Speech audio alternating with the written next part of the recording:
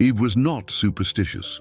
She believed in rational explanations, treating ghosts and mysterious apparitions as nothing more than children's tales. So when she found a cheap apartment on the 7th floor of an old tenement building, she paid no attention to the neighbors' warnings.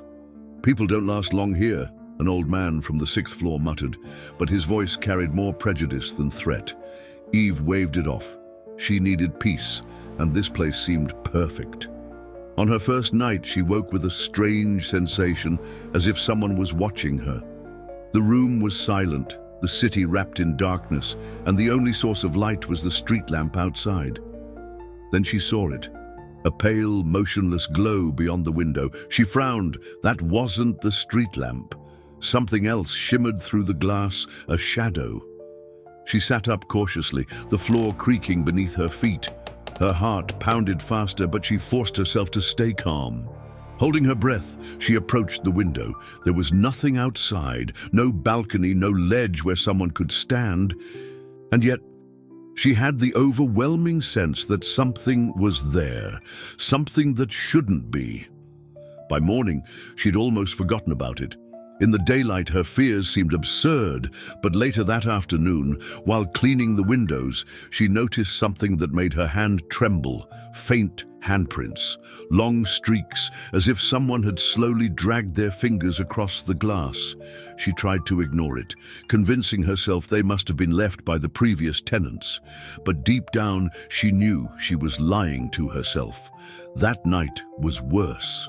She woke to a faint scraping sound, not from the street, not from a neighboring apartment. It came from outside her window. Her heart slammed against her ribs, but she forced herself to look.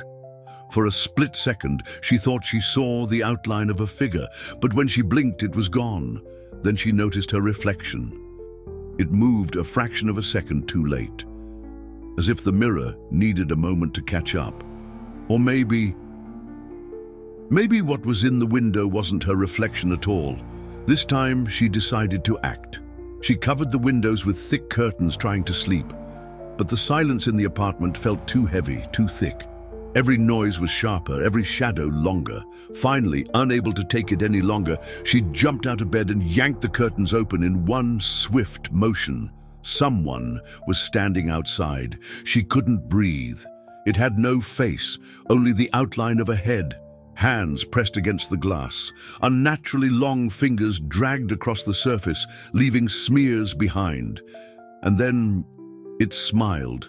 It had no mouth, no eyes.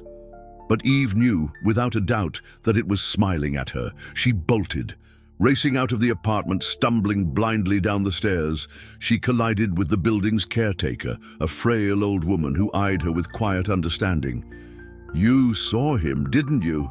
the woman asked, as if it were the most natural thing in the world.